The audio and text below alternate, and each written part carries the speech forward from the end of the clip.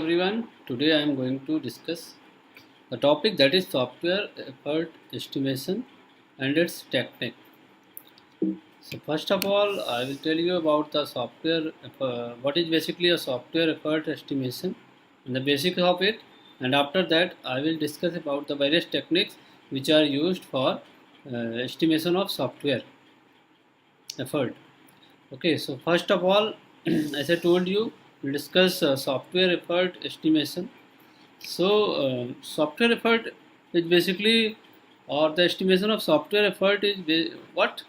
It is basically the estimation of efforts that is basically need by the team members, and this effort can be used to calculate the software cost as well as the time also which are needed to complete the project. So that is basically a software effort estimation. So we estimate the software before starting it, so that we can uh, estimate the cost as well as time for making the software. So first question is that what makes a software project successful? So as we know that if we there are various points. So if we deliver the project on time and with all the agreed functionalities, and according to or agreed whatever the cost is basically agreed between the organization and the customer, if these are fulfilled, then we can say that a software is a successful software that is made by the organization. And if you talk about the stages, then definitely when any organization make any software project, and first of all they set the goals or targets that are basically on the basis of objectives and requirements, and they attempt to achieve that targets. So next one is as we know that there are estimations are not all time correct. So there are various problems with the estimation also. Just like in first one is subjective nature of much of estimation. So sometimes what we do or the organization do, they do either overestimation or underestimation. Means whatever the effort is there, sometimes beyond it they estimate, or below this they estimate. So it is very difficult to produce evidence to support your precise target, whatever target. Or second one is political pressures. So there are many pressures also, outside pressures also. So manager may wish to reduce estimate cost in order to win support for accepting a proposal. So but there are due to some pressure also, it may not happen. Third one is changing technology. So as there are various technologies, so suppose we estimate the effort on the basis of one technology, and then after some time, if it is changes whenever we are going to implement it, so there is a problem.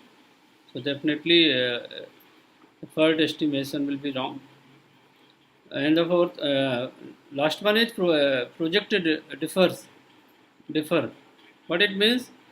That means if any team member worked on a one project or organization worked on a one project, so experience of on one project may not be applicable for other project also for the estimation of effort. So this is also a problem. Now, as I told you, there are over and underestimation that I've already told you. So there are two laws that basically provide the problem that are there with over and underestimation. So one law is Parkinson's law that basically tells work expend to fill the time available. That which means it implies that given an easy target, staff will work less hard. So always first of all always rectify the staff members and their capability, and accordingly the work can be assigned. Otherwise, there is a chance of overestimation or underestimation. So, an overestimation is likely to cause project to take longer than it would otherwise. So, if we do overestimation, then definitely whatever the target or whatever the duration of the project, it will definitely go beyond this. And here another law, that is Brook law. It says that the effort required to implement a project will go up disproportionately with the number of staff assigned to the project. So this basically says that suppose we estimate the effort that is required to implement a project. If we underestimate, then definitely there will be also a problem. As team suppose team size grows, then there will be more effort effort needed, or we can say that in terms of cost there will be more cost needed, as well as if time project team grows, then definitely there will be a need of management coordination and communication. So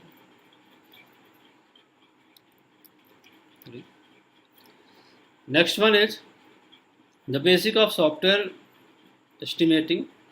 So these are some basics of software estimation or estimating. So first one is the need of historical data. What it means?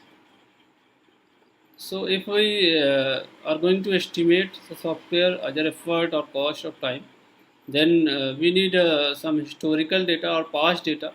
On the basis of these data, we can estimate, or this data are basically used or will be helpful to estimate the data, estimate effort as well as cost. So this is basically this information will be used. Second one is measure of work. So it is normally not possible to calculate directly the actual cost or time that is required to project. So it is very difficult to calculate the time or cost directly. So for this we have to measure the work. What it means? That means that if suppose we when we will implement it, then there is a uh, there will be a source line of code. How many lines of code in a program are there, or KLOC, that is thousand of line of code are there. So we'll have to measure the work that is basically needed to calculate the effort or to estimate the effort. Third point is complexity. So complexity is basically, we can say that two programs with the same KLOC will not necessarily take the same time to write.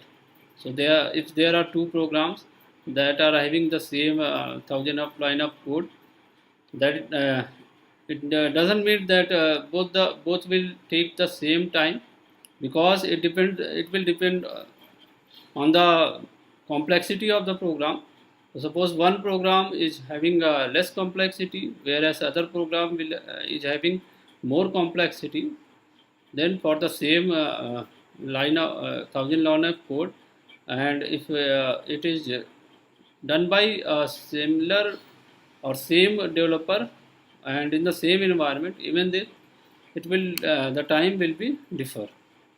That is basically complexity. Now coming to the effort part, software effort estimation techniques part. So we will discuss about various techniques which are used for estimation of effort, software effort. So as Barry Bohm, actually he was working on the software effort model. So at that time he identified the main ways of deriving estimates of software development effort. So these are some techniques. Just like first one is algorithm model.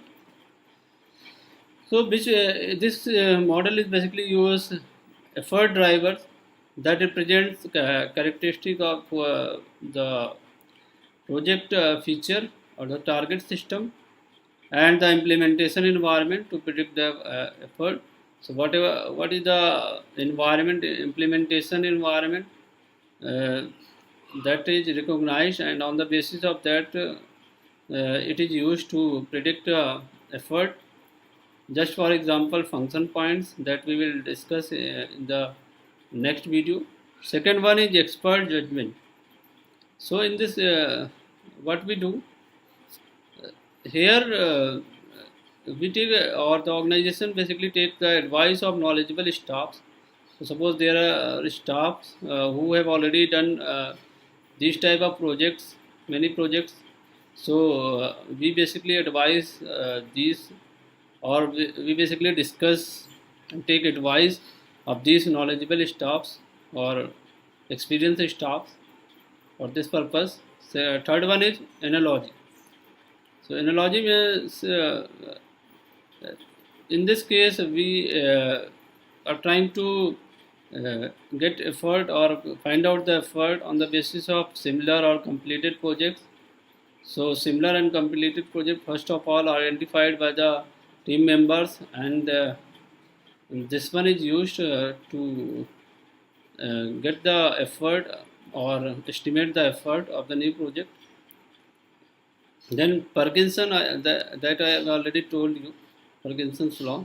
So in this case, we can identify the effort of the staff that are available to the project, and accordingly we assign the task. Next technique is price to win. So what is this one is basically? So in this case, where the estimate is a figure that appears to be sufficiently low to win a contract. So win to price means in this case organization basically focus to take that project. So they basically estimate, and this estimation is just a figure in this case. Next one is top down, and last one is bottom up. So in case of top down, what we do in this technique. So first of all, organization is formulated for the whole. So estimation is formulated for the whole project. So first of all, a whole project will be taken here, and then it will be broken down into different effort that will be required for different component tasks, just like we do in case of software design or development. We take modules and we divide into some modules. Just like this it works. And bottom up technique, where component tasks are identified and sized, and these individual estimates are aggregated. So it is just a reverse of top down. So first of all, in this case we uh, basically identified and size the individual component task efforts, and then we aggregate it to find out the overall software effort estimation. The next thing is that what are the parameters that to be used for estimation.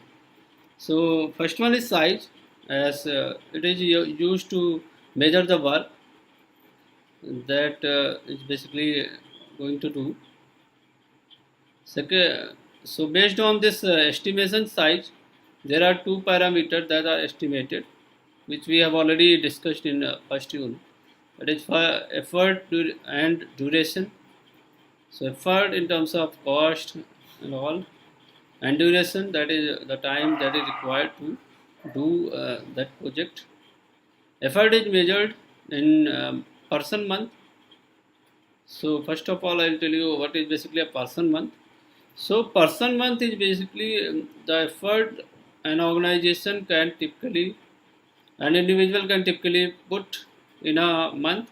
So whatever the effort that an individual can put on within a month, that will be the person month.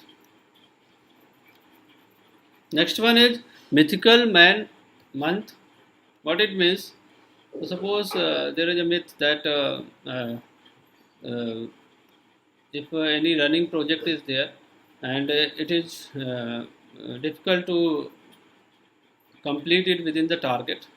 So many organizations basically add up more staff or more team members in the current one to complete that project within that time. That is basically a mythical man. So in this case, whenever we add more manpower to the late project, it is not in most of the cases it will not able to complete it within that time period. So that is basically a Brooks law, as I told you. So as you can see here, this is the diagram which is showing the mythical month. So there are two diagrams. First one is number of workers is showing in the x-axis and time is showing in the y-axis. So this mythical month is basically used for the complex project. A complex project will be not able to complete that the defined time. So as you can see here, so this point, the point where some more manpower is adding. So as it is adding, so there is no benefit of adding it, as we are not able to achieve on that time or within that time period. So this is the case of mythical man work. Next one is measure of work. So as I told you, project side is basically size is used for measuring the work. So there are two metrics which are used to measure the project size. First one is source line of code, that I already told you.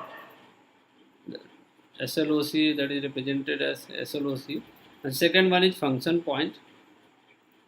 So this function point we will discuss in the next. So as I told you, these are the two matrices, SLOC and FP. So nowadays mainly FP or function points are used over SLOP because of many shortcomings are there in case of SLOP that I am going to discuss. So these are various shortcomings of SLOC. So first one is difficult to estimate at the start of the project. So at the starting of the project, it is very difficult to estimate this SLOC or source line of code, as it is not written there. Then how we can able to calculate the or um, see the line of code, SLOC or line of code, only a code measure. So in this case, in case of SLOC, we only measure the code length and all. Programmer dependent, as programmer basically do this coding, so it is dependent on the programmer and does not consider code complexity. Code complexity is also not considered in case of SLOC. So I've already told you about the bottom up technique and top down technique. So there are some more detail about this. So in case of bottom up, as I told you, in this case, we first of all estimate the effort of the component task, then we combine it to calculate the to overall estimate. So in this case, there will be no past data. In case of bottom up, no past data will be used. Identify all the tasks that have been done. Whatever the task that have been done, on the basis of this, it is calculated. So it is very time consuming also.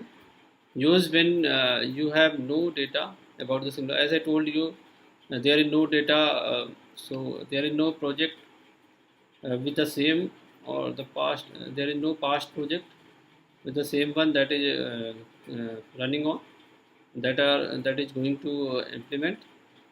So on this way, bottom up approach is used. Second one is top down. So in case of top down approach, as it is just a reverse of bottom up. So in this case, past project data will be there, and based on past project data, we calculate the effort and all. So it produces overall estimate based on the project cost driver, and it divides overall estimate between the jobs that are to be done. So these are the references. You can refer this. Upper one is a book, and the lower one is the link. Okay, thank you. Thanks all.